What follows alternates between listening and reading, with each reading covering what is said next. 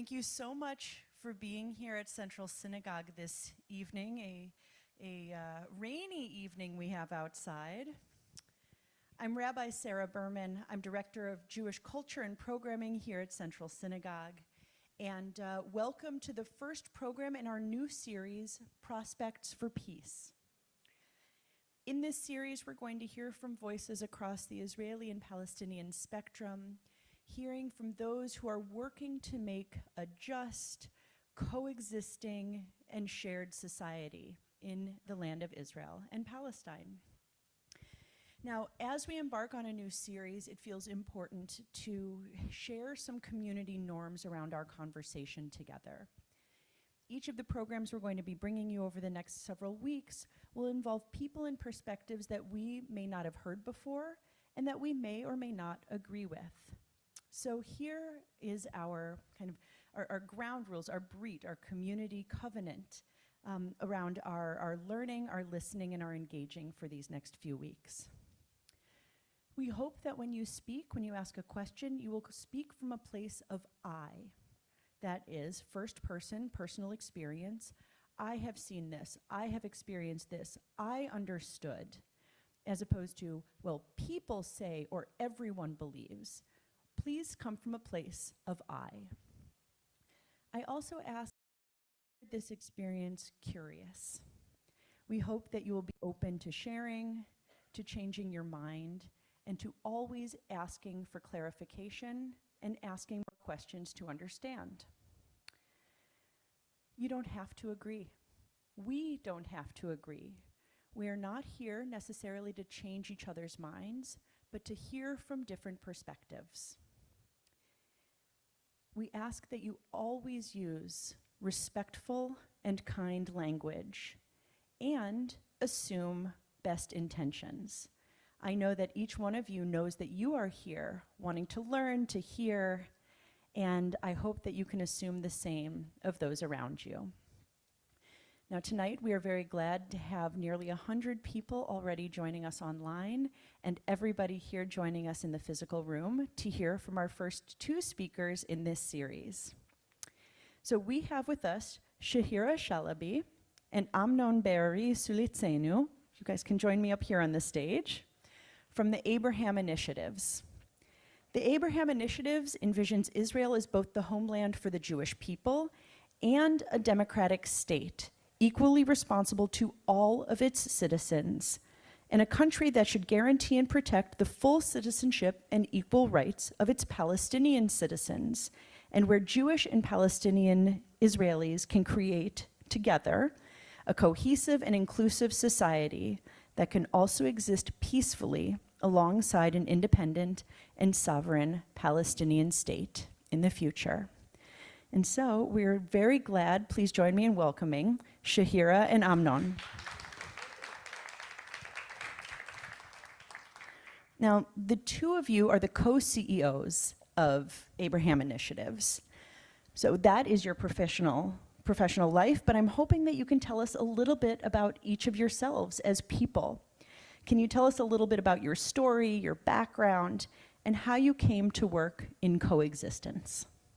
Shahira, you want to start? Okay, thank you very much. Is it? Okay. So first of all, I'm glad to be here, and thank you, Yani, for hosting us and for making this event happen. So as you said,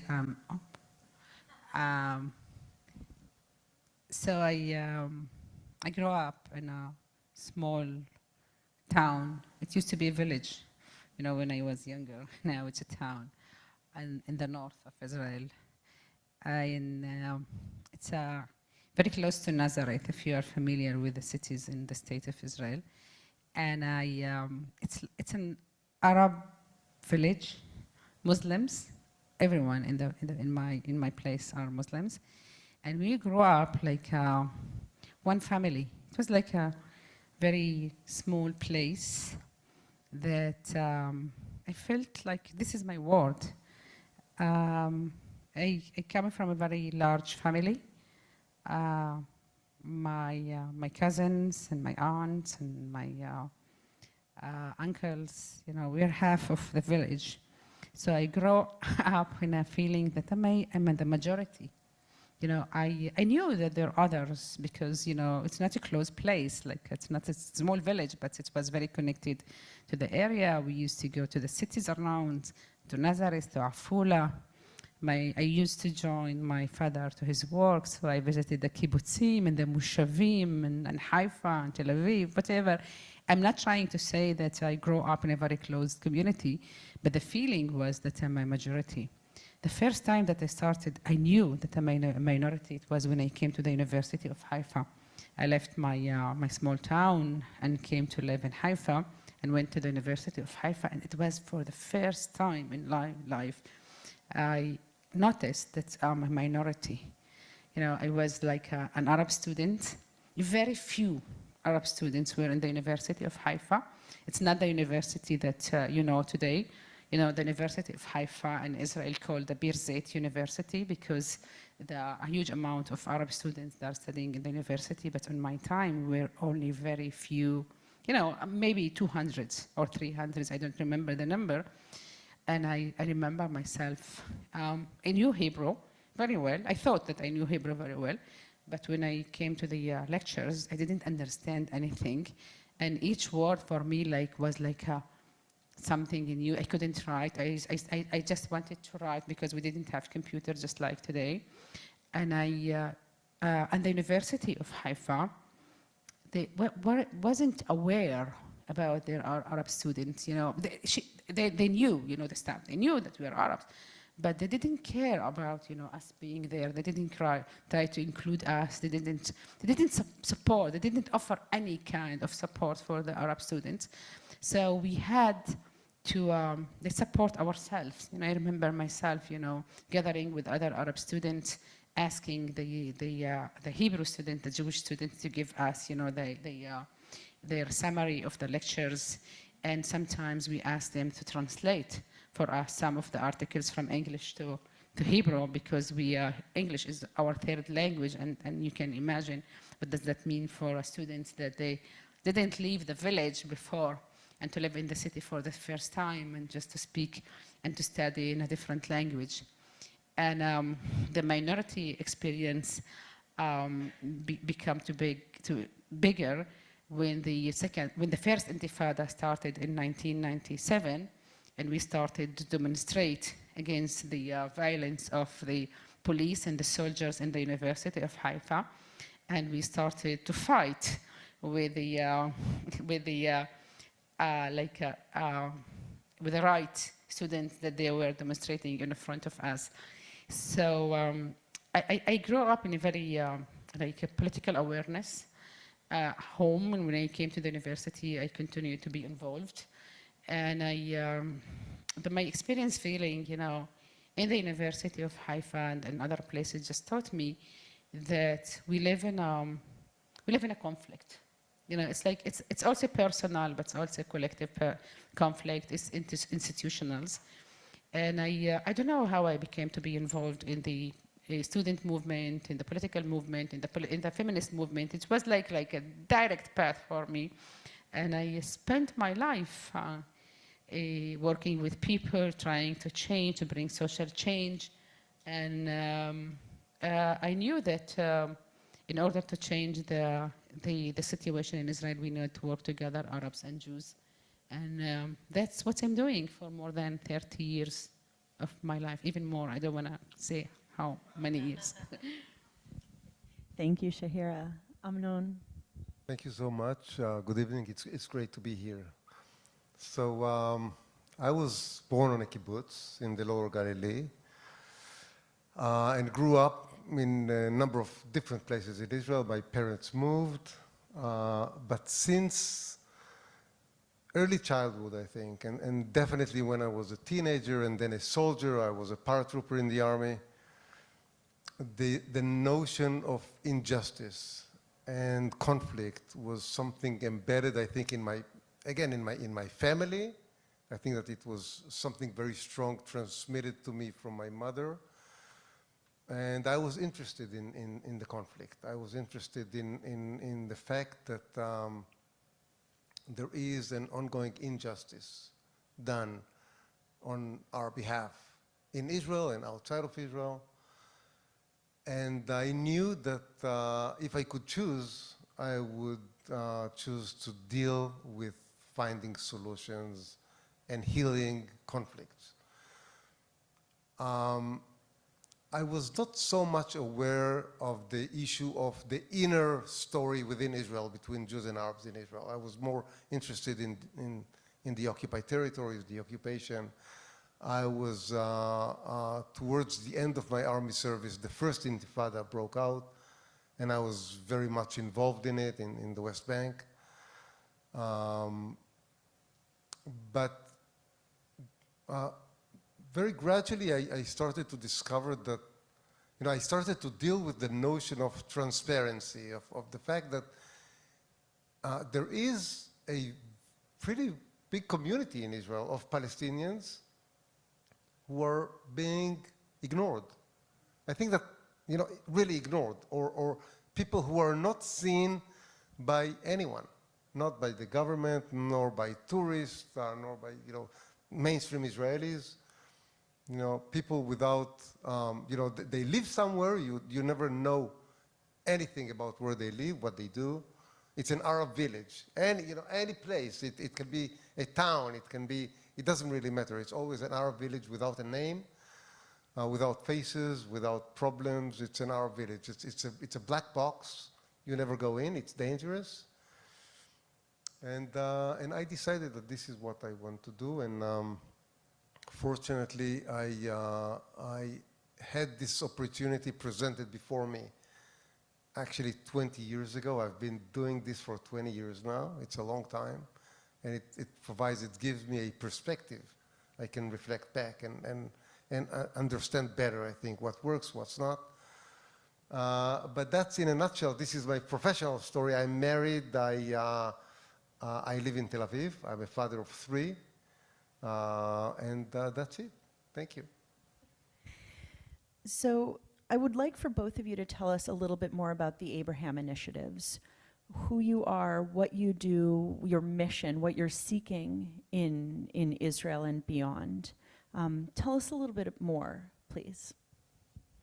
Yeah, no, I can do that. So we were established 36 years ago.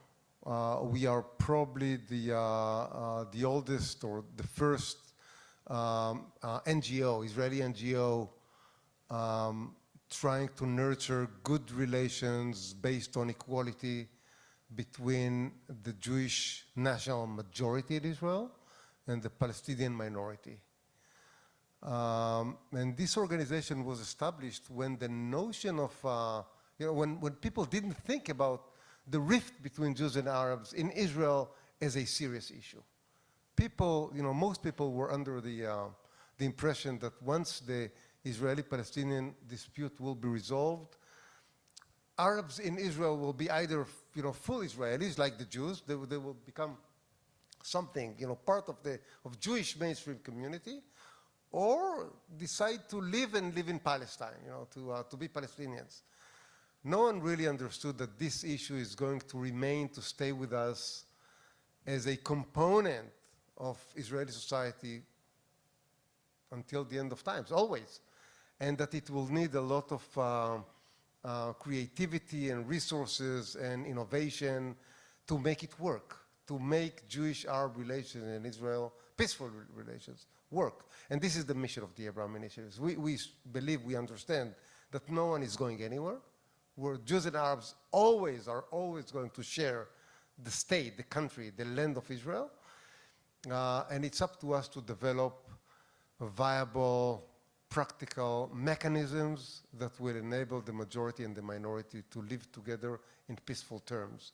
And what we do in practice is to invent all sorts of mechanisms and ideas and projects and test them on the ground and carry out projects that really demonstrate the value of those ideas, and then present them to the government, present those findings and those projects to the government, and encourage the government to accept it as national policy. So essentially we are a policy organization, and our operational philosophy is, we call it advocacy through action, because we advocate it through actually operation on the ground.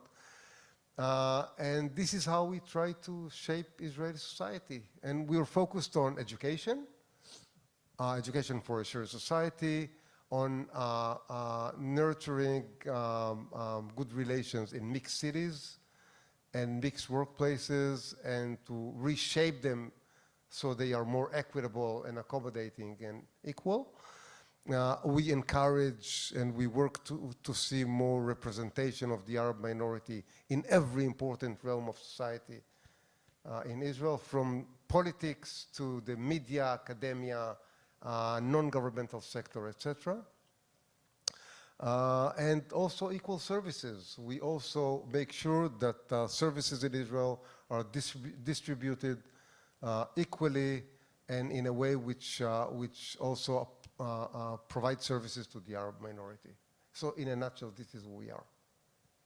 Yeah, okay. I would add to this, like usually when we go outside of Israel and we speak about shared society, sometimes people just don't understand the idea of behind the work that we are doing. So it's very important for me just to clarify this. And to talk, I'm talking about a model. You know, some people don't talk about a model, but some people are talking about idea. But for me, a shared society, this is a new model that we created in Israel based on our experience for years, bringing groups, dialogue groups from both sides, from the Arab society and also from the Jewish society, to speak together. We used to call it the coexistence programs. So for years, we were encouraging students at the universities, students at schools, teachers, neighbors, whatever, to come to dialogue groups. And I used to facilitate these kinds of groups and to train also facilitators to continue doing this work. But among the years, we just understood that building good relationship is not enough to build like the shared space and the shared society that we are seeking for.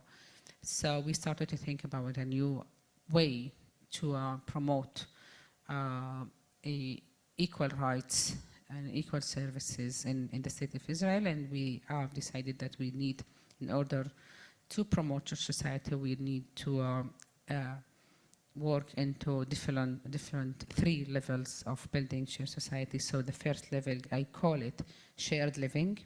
Shared living deals with relationship between people, and we still believe that in order to build a shared society, the first thing that we should build is trust and good relationship between people from both societies, and it's still very important for us.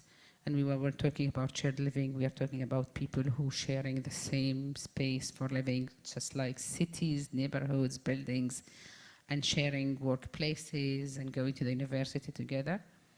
So the second level I call it sharing the resources. It's not enough just to build good relationship between people. It's also very important to share the resources to get equal rights, equal budget, and equal services, just like Amnon said, to close the gap. Because the moment that you keep the gaps between Arabs and Jews in Israel, and there are a lot of gaps and lack of services and lack of budgets that invested in the Arab society, you cannot build the shared society that you want. And you also put this relationship in dangerous and risk all the time, because people are comparing between the way that people live here and the way that people live there. And the third level of shared society that we are talking about, we call it sharing the power. And when it comes to sharing the power, it means that we would like to see Palestinian citizens of the state of Israel taking a central role in the decision-making committees, in workplaces, in the local authorities, and also we are talking about political cooperation in the state of Israel, in the parliament. We, as an organization, we believe that the highest level of cooperation and building shared society should be by having the Arab parties taking part in building and forming the next government of the State of Israel, or at least being part of the coalition, because we believe that in order to build the shared space, all minorities should be inclusive and taking central part in building the policy of the State of Israel. You have, between your two answers, you've defined for us the terms advocacy through action and talked about equal services. Shahira, you talked about shared society as comprising shared living, shared resources, shared power. What other terminology, what other words or phrases are helpful for us to understand in order to understand your work? You know, some of the words that you've been using were conflict, occupation, majority, minority, and mix. I'll go with indigenous minority. Israeli Palestinians are indigenous minority. They are not foreigners, they are not visitors, they are not immigrants. They did not get to Israel by chance or from somewhere else. The land is theirs, at least or as much as Jews in Israel. And I think that it's important because when we talk about indigenous minority, it comes with a baggage of rights that are recognized globally, such as linguistic rights, collective rights that has to do with self-governance, preserving the culture, etc. And I think that it's important because in Israel there is, at least in parts of the population, there is, people believe that the land belongs to the Jews. And on the Arab side, we know that, again, you can find this sentiment as well. So no, the land and the country and the state should be shared by all of its inhabitants, all of its citizens equally, and I think that that's key. Yeah. I think that one of the two main things I was thinking about, and they are very connected, about institutional discrimination. And this is something that you cannot imagine when you live like in a democratic country, that discriminated is set by law. Some laws in Israel are discriminate Arabs. And it's like a normal thing to have. And this is something that we as an organization struggle to change. When we talk about changing policy, or a policy, being a policy change organization, it means that we attack this kind of laws and norms and legislations, and we want to change them. And it's connected also with the idea of rights that are part of your citizenship. We believe that Palestinians are citizenship of the State Israel, and they should have equal rights as citizens of the State of Israel. And it means that the law should also address the needs of the citizens of Israel. Now, life for all citizens in Israel has changed significantly over the last 19 months. I want to ask if you're willing to share how your life has changed since October 7th. Yeah, I'll ask about your work next, but I want to know how your life has been impacted. In our life, okay. So I can say that I cannot, distinguish between my personal life and my professional life, mainly when we lead like shared organizations and when we really act in a place under a conflict and under a war, because it means that our work is not only personal. We work with the public, we work with ministries, we work with municipalities, so that I don't know where to put, the borders between my personal life and also my professional life. But I will share. I think that being here, it means that I have to share with you that after October 7th, I was like worried and from what will happen inside Israel. Really, I was very concerned about, the conflict that might happen between Arabs and Jews inside Israel. Me personally, I felt very frustrated from what's happened, but at the same time, I felt very afraid from what's going on in Israel.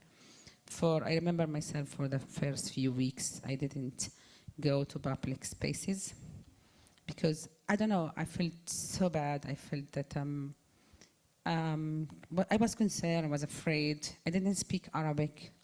And in the train, I stopped even taking the train because I started to drive more in my car. And I just didn't feel comfortable. I feel insecure in the public spaces in Israel. So this is from the personal. I was afraid for my family, but at the professional level, I was very concerned about what will happen in Israel, because we had a bad experience from 2021 when clashes happened and conflict just occurred between Arabs and Jews in mixed cities, mainly in mixed cities, but also in the state of Israel in general. So we as an organization, we acted immediately. And we developed a program, we called it the Emergency Program to Prevent Escalation and Violence inside Israel. We can talk about this program later, but I think, Amnon, maybe you can share with your personal. Yeah, I'll just say that on the day itself, it was shocking. I was on the phone since 7 o'clock in the morning with my closest friend, who is living in one of the moshavim, and his family, he has grandchildren by now, so, but in his daughters, 2 daughters and 5 grandchildren in a shelter without a door, because he ripped the door a few months before in order to use the room for something, I don't know, with a pistol. He had a pistol. His son was in the Nova Party. He survived. As a soldier, by the way, as a soldier on vacation. So I was on the phone with him until, and then he ran out of electricity, his phone. But it was quite shocking. They were waiting. And so personally, I know 3 people who were murdered that day. The day itself was very, very bad. But also, again, as Shahira said, I could not help thinking about the wider implications and about what does it mean for my family, my community, but also my responsibility. I wouldn't even say professionally, because it goes beyond professionally. It's we have a mission in our life, and everything is at risk at the moment, and you need to think very, very fast and to gather all of your energies and forces, get yourself together, assemble our team, and strategize, and by the evening of that day, we already started to act. So let's take that as our shift into the work. How has your work changed since October 7th, and how has the range of reactions to your work changed? The support or the opposition to what you are doing? Actually, for the first few months, our work shifted dramatically, and we had to adjust our program to the new situation. So the first thing that was very, very central, we just run central program in the organization, and the first day of the at October 7th, actually, we decided with a group of other civil society organizations that they are our partner. We decided to invite activists from the civil society organization to a Zoom meeting, and we gathered more than 200 people together and asked them, what do you think that we should do in order to just deal with the new situation? And most of the people who just show up to this meeting were very concerned about what will happen inside Israel, because I want to be honest with you that we are very familiar with this kind of conflicts, and we knew immediately that the moment that Hamas attacked, Israel will attack again, and a war will will begin in Gaza, and the moment that the war starts in Gaza, another war will start in the north. And we know that East Jerusalem will be also the third front in this situation. And we were concerned about the fourth front that will happen in mixed cities and mixed regions. So we decided together,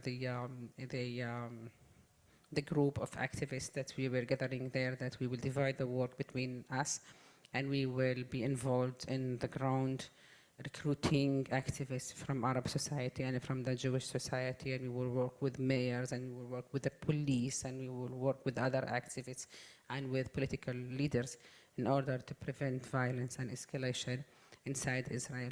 So it was like a fight between, you know, people who wanted to have more clashes inside Israel, and between people that encouraged living peacefully in the streets and also in the public spaces.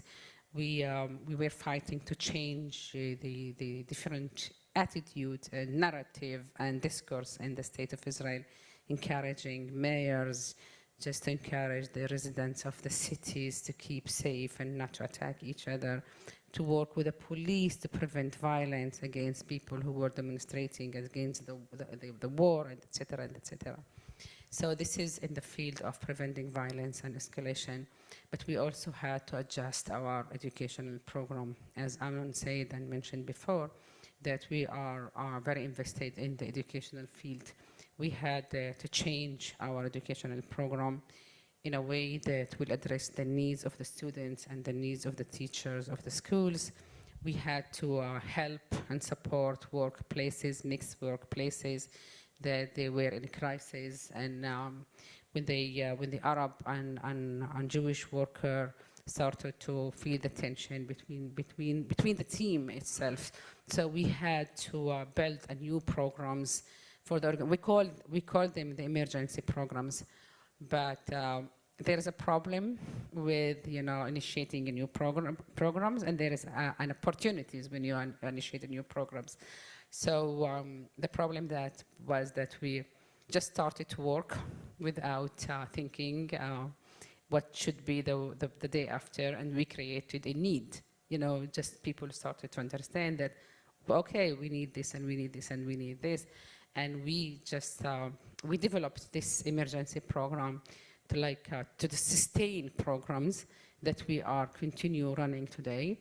And we know that there is a huge demand in the state of Israel for intervention to prevent violence and to rebuild trust between Arabs and Jews, and we are very invested there. I want to go back to the October 7th and to the danger and to the efforts to prevent escalation. In Israel, and we need to understand that, in Israel there are tens of thousands of meeting points between Jews and Arabs, everywhere. In cities, in the workplace, in shopping malls, on the beach, soccer fields, wherever you look. And each meeting point can turn in a split second into a small bonfire between Jews and Arabs. So the danger of widespread hostilities between Jews and Arabs and real violence, deadly violence, was very imminent. It was there, it was in the air, it just needed a spark. And always there are those people who are willing to celebrate catastrophes, okay, and to use catastrophes, and to harness catastrophes for their political needs. And we felt a very strong urge to prevent it from happening. Fortunately, I think that we managed, but also I think that most of Israelis, Palestinians and Jews, understood the gravity of the situation, how serious it is, and that we cannot allow ourselves slip into a civil war between Jews and Arabs in Israel. The work you were already doing on the ground before October 7th gave you the infrastructure to reach out within your networks and to coordinate with leaders all over the country at that time, the beginning of what is still a time of raised tensions and possible conflagration, possible explosion of smaller disagreements. So I'm really curious, what within your networks, within the work of the Abraham initiatives, what has been most successful, both since October 7th and before that? What are the projects and the achievements that you are both most proud of? So first of all, I'll say something general. I think that incremental investment, ongoing investment in trust building and relationships with various players, stakeholders, on all levels, pays off. You know, nothing is a silver bullet. There is no magic. You need to invest, and it's sometimes, you know, we feel like Sisyphus. You work and you work and you don't know, you know, what will it bring you back. But eventually it pays off. So I think that this is something that that became very clear to us. The second thing, I think that working on the municipal level, working with mayors, with civil society activists, and also with politicians. Eventually, everything comes together, and eventually, it's like it's a big puzzle, you know, with many pieces that has to come together. I think that our work in education was also important. The fact that we had reach to schools and principals and officials in the Ministry of Education. The fact we have been working with the police for many years, trying to reform the Israeli police. It's a different story. It's a huge project. But the fact that we could talk to, you know, the police and had some you know, had our connections with the police. The fact that we could talk to the army. We engaged with the Home Front Command in the first few weeks, so they will make sure to bring mobile shelters to the Bedouin communities in the south. Those Bedouins were exposed to missiles coming from Gaza without any shelters.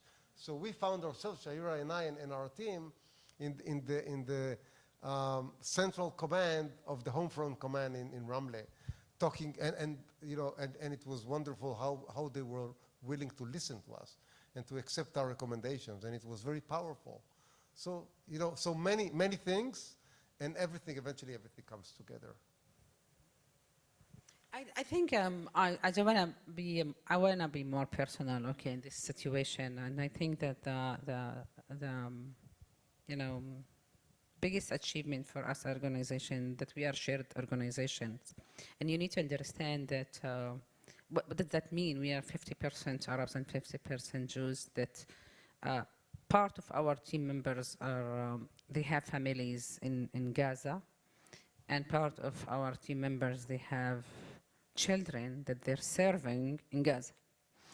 And the same day you will hear about, you know, an injured soldiers, the son of our team members, and one of our team members just lost 13 members of her family members in Gaza.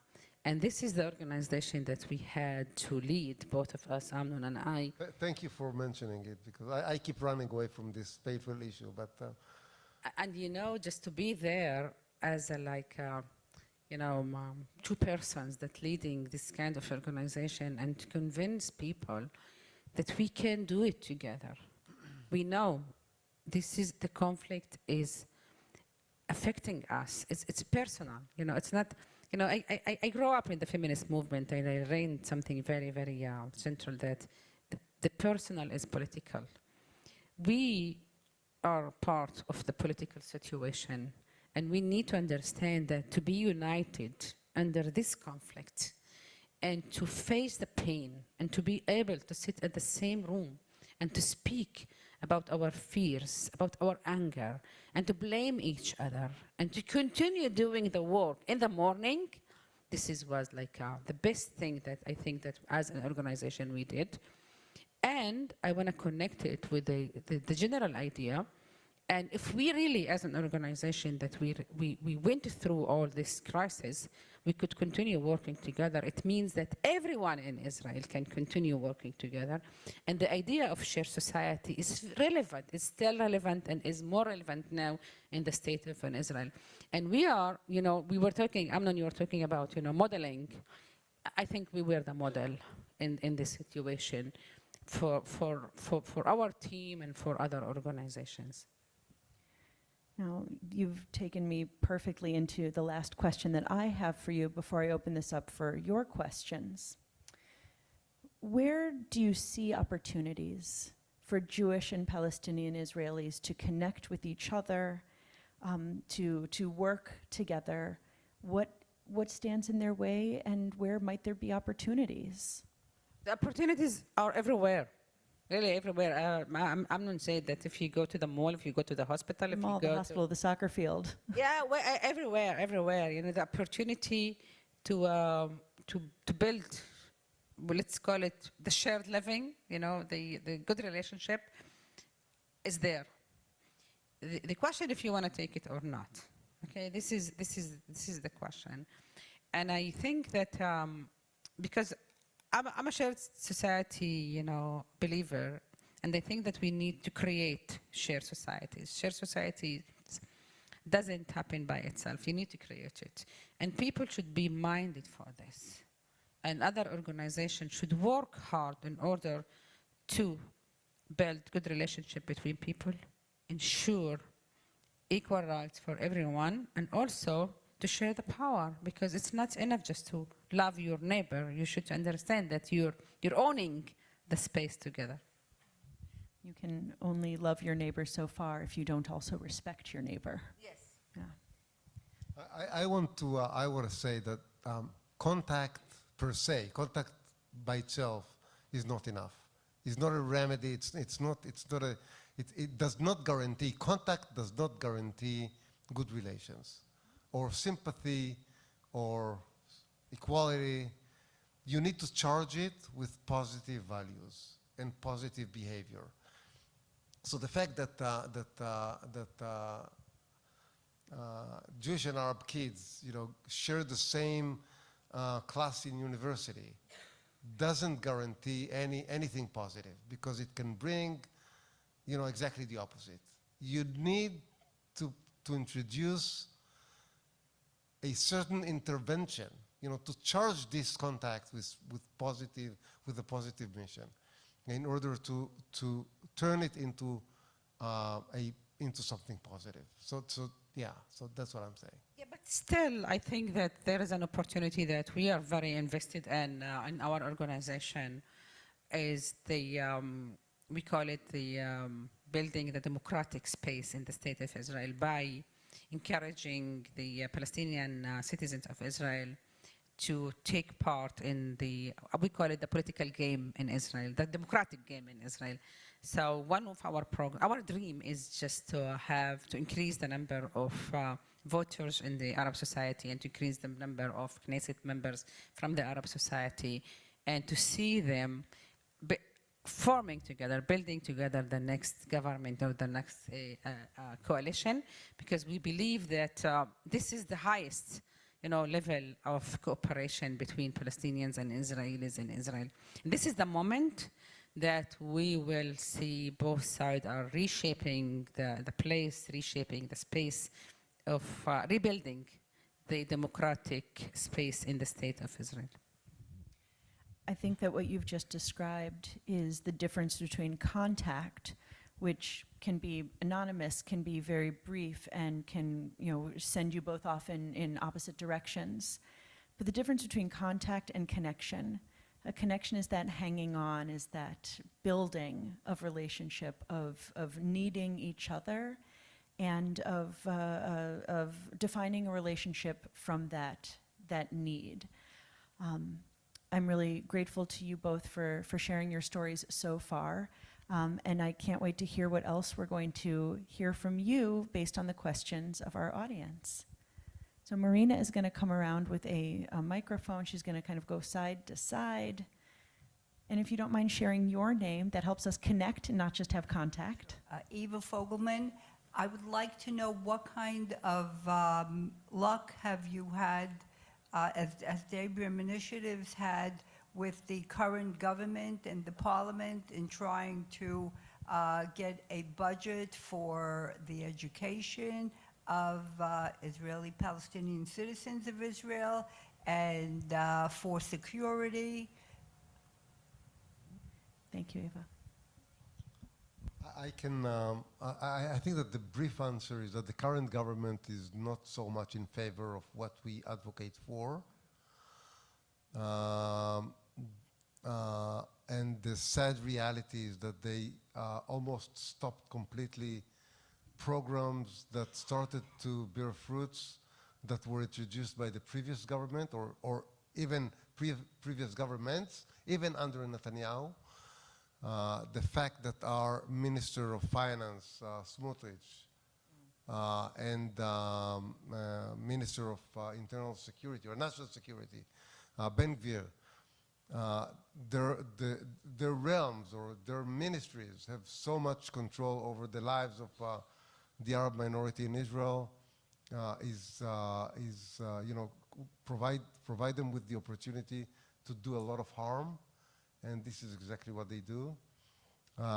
Having said all that, we still managed to get some cooperation from senior officials in various ministries that are not part of the political level, but the professional level. Always, under any circumstances, you'll find that there are sleeping agents for shared society everywhere. Sometimes they're pretty silent. They are on hold, but in the right moment, they can help. I have a few questions from online that kind of fall in the same clump, so I'm going to try to put them together. There seems to be some confusion about the mission of allowing Israel to continue as a Jewish state and also a shared society.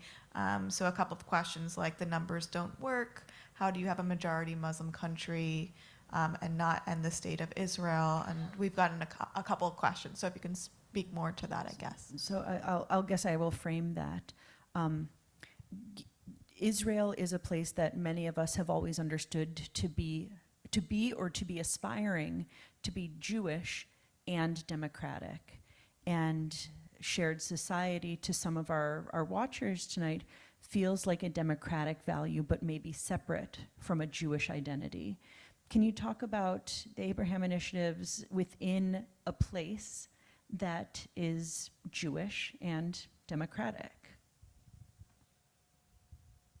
Should I take it? Of course. Okay. If you were not able to hear, Shahira just said to Amnon, asked if he should take this question, she said, of course.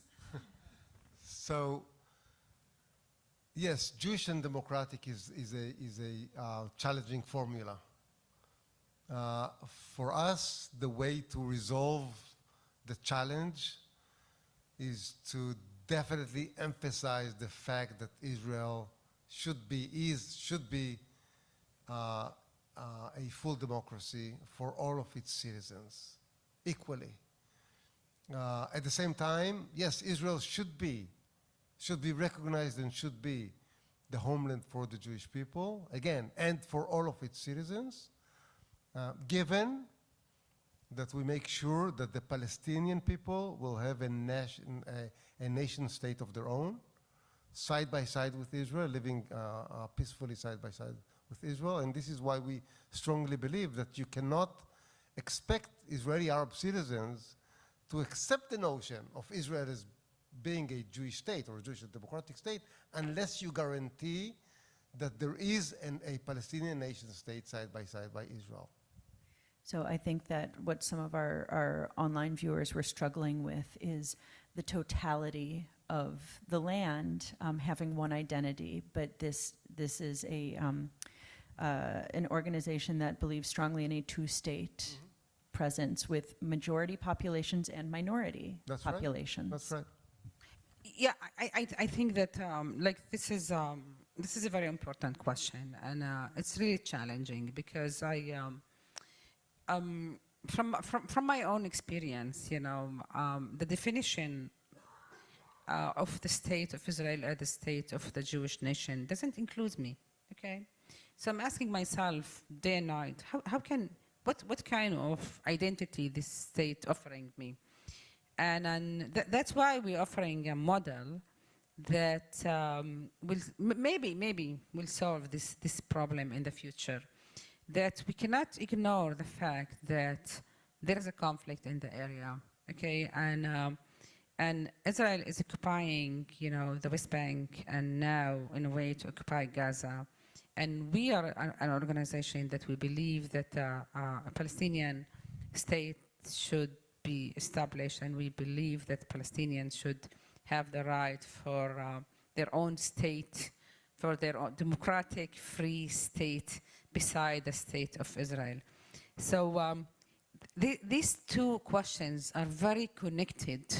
How can the Palestinians, the citizens of the state of Israel, be equal citizens and be defining themselves as Israelis, while the state of Israel should also include them? It means that the state should decide that Palestinians are equal citizens and have equal rights inside the state of Israel. But this is very connected to the general solution in the area. So what we are doing now, I feel like we are on hold. We are just bringing solution for the situation until we have the final solution for the conflict in the area. An ultimate resolution.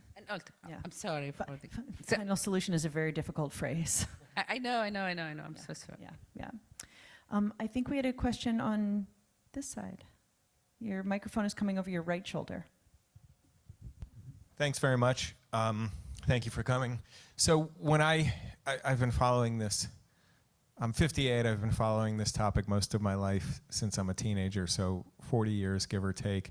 You may be the first Palestinian person that I've ever spoken to directly, so thank you for coming, and that says something about the nature of things right there.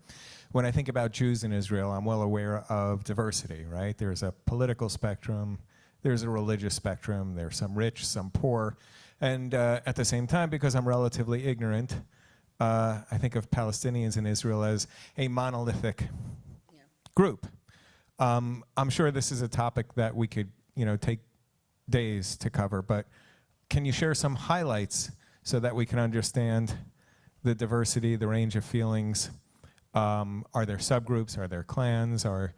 What can we know about Palestinians in Israel to understand, the diversity of feeling? Shahira, you have 2 minutes. No, I'm kidding. No, take as long as you need. No. I would just make it really, it's we were talking about 20% of the population of the state of Israel. We're talking about 1.8 million or 9, and sometimes we say 2 million because it's easier to say 2 million people live inside, and they are Palestinians. They live in the north and in the center, in the triangle, and the areas, and they live also in the south, and 10% of the Palestinians, they live in mixed cities.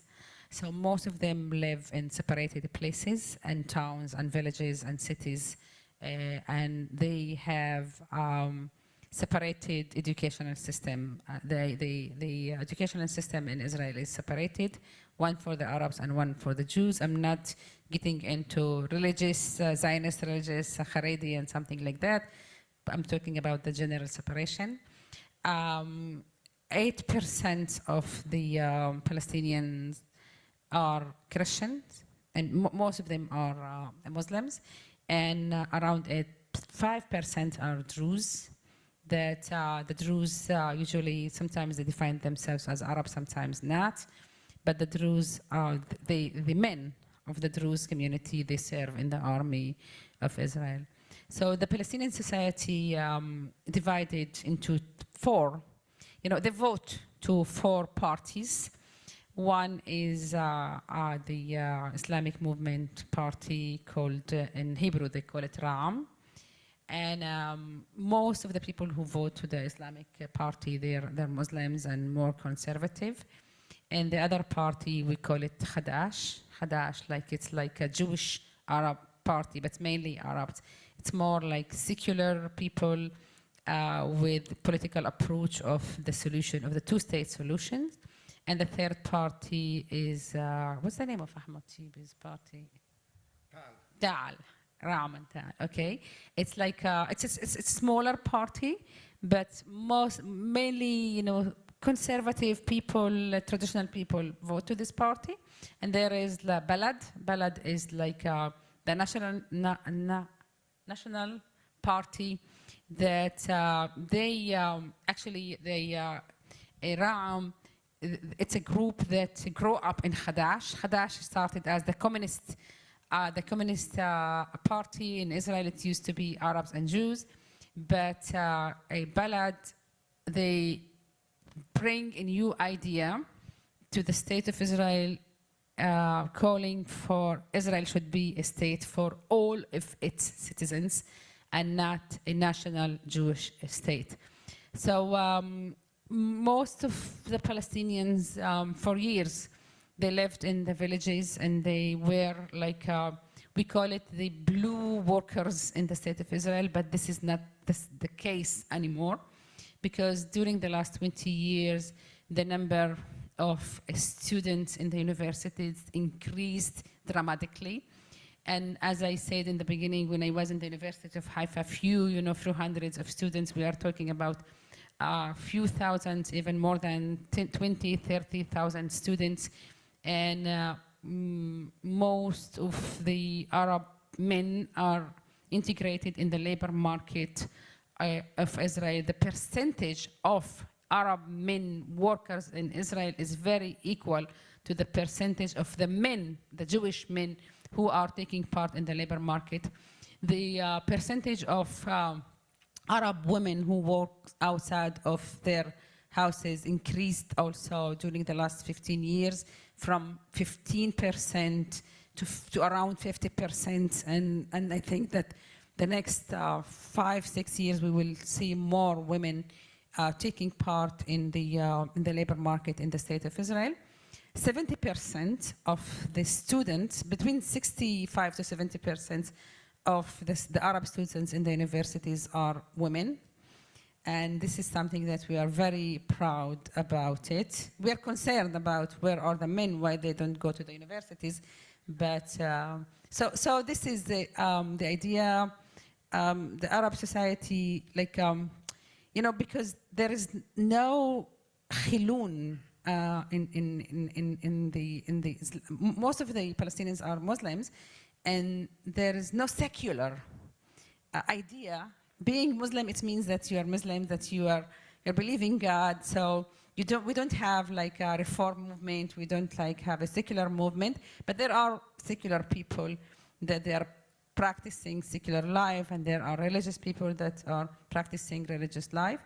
But in the same family, you could see both together. You could see the very religious people are sharing, the table, eating together and celebrating holidays together. So I hope I gave you a... So we have really come to the end of our time together. I'd love to take one final question, if it's a question for our two speakers. Yes? Question? Great. So Marina, one last question. And then we will close.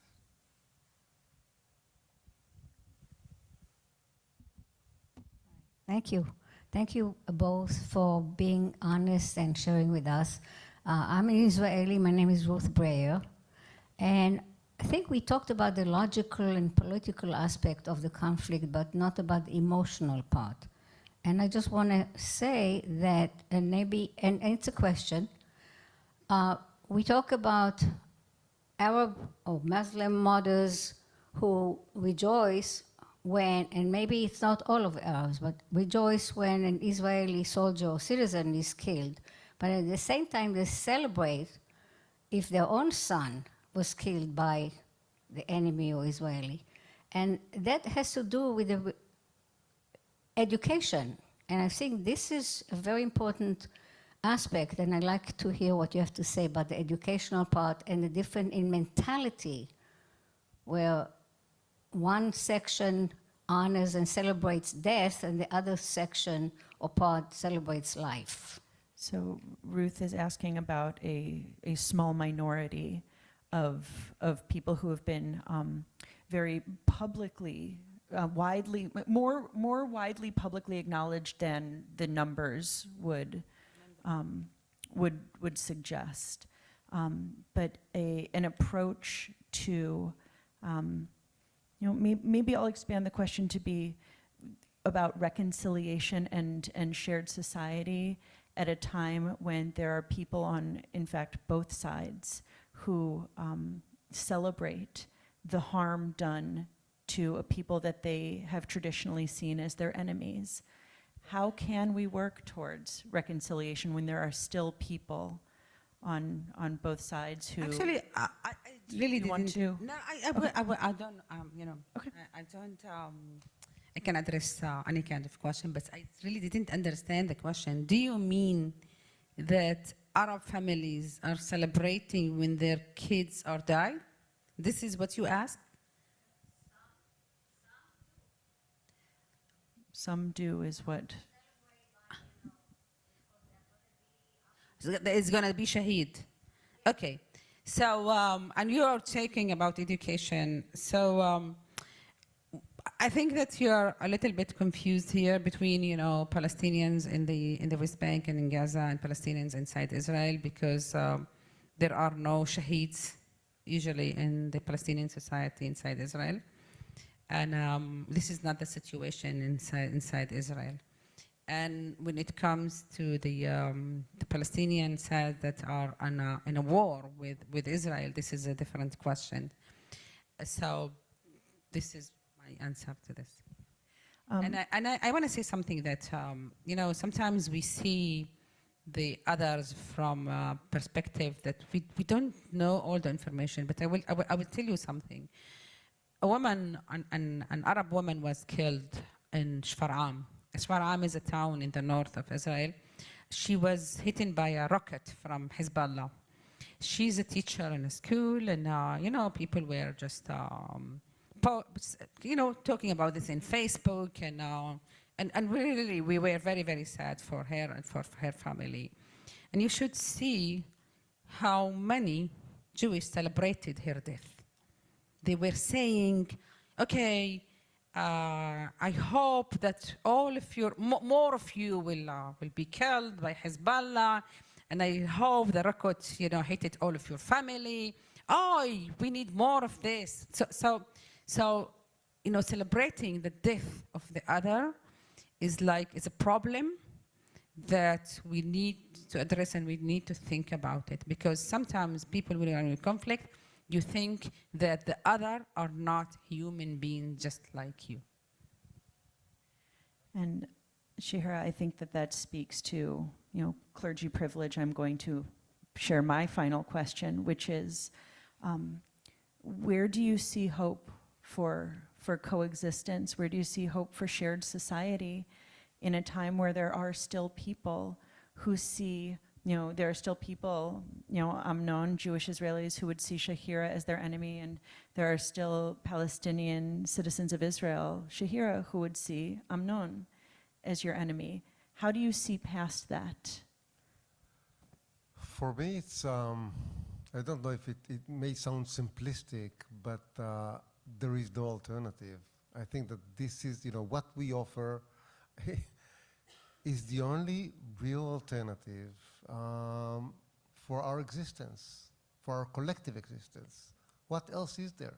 As I said, no one is living, no one is going anywhere, and we have to find a way to live peacefully in equal terms. And I think that this is what we're doing, and I'm totally convinced that we are going to prevail. Your organization is named for Abraham, the shared father of us all, whose two sons spent most of their lives being pushed apart by their families and by circumstances. But at the end of his life, they came back together as brothers to bury their father. And their entire future then is built upon the shared moment that they created together. So may we be called to create shared moments and partner in shared moments like that, and supporting you in your work in doing the same. Thank you both for being here. Thank you. Thank you.